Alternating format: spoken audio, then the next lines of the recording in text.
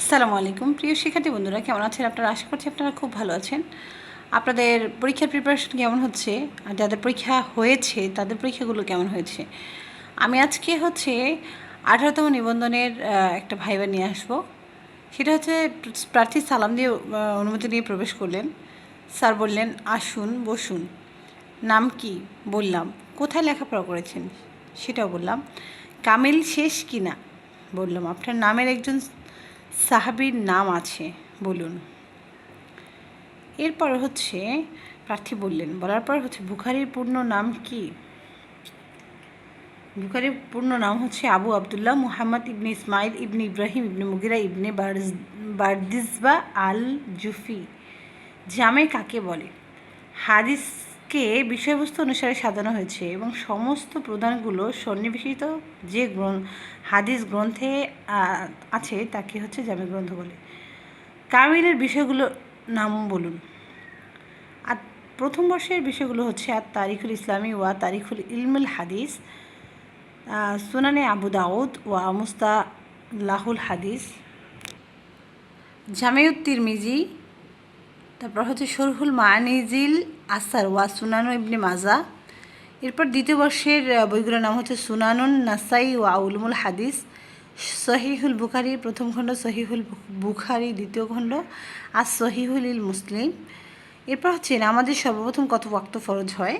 নামাজ সর্বপ্রথম 50 ওয়াক্ত ফরজ হয়। নামাজগুলো 50 ওয়াক্ত থেকে 5 ওয়াক্ত হলো কীভাবে? কখন নামাজ ফরজ হয়? এর নামাজ ফরজ হয়েছে মিরাজ রজনীতে। এরপর 50 ওয়াক্ত থেকে 5 ওয়াক্ত হওয়ার ঘটনাটা বললেন।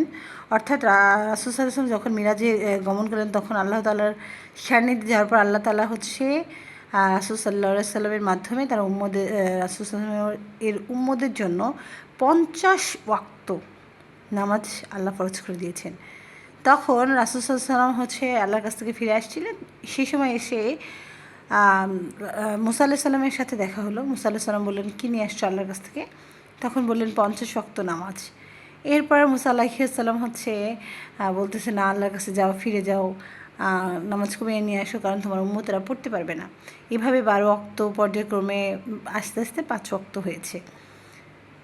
পরবর্তীতে 5 ওয়াক্ত নামাজ নিয়ে কোরআনের কোন সূরায় উল্লেখ আছে? অর্থাৎ 5 ওয়াক্ত নামাজই পড়তে হবে, এটা কোন সূরায় উল্লেখ আছে, কোথায় উল্লেখ আছে? তো প্রার্থী উত্তর দিলেন, কোথাও পাইনি স্যার, তবে 2 ওয়াক্ত 3 ওয়াক্তের কথা বলা আছে।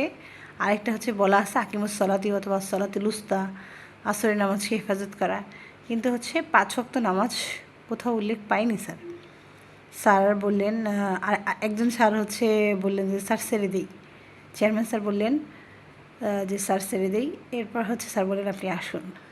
তো প্রিয় শিক্ষার্থী বন্ধুরা, আশা করছি আপনাদের খুবই ভালো লেগেছে। যদি ভালো লেগে থাকে অবশ্যই লাইক করবেন, শেয়ার করবেন, আর আমার চ্যানেলটি সাবস্ক্রাইব করে পাশে থাকবেন। আসসালামু আলাইকুম ওয়া রাহমাতুল্লাহি ওয়া বারাকাতুহু।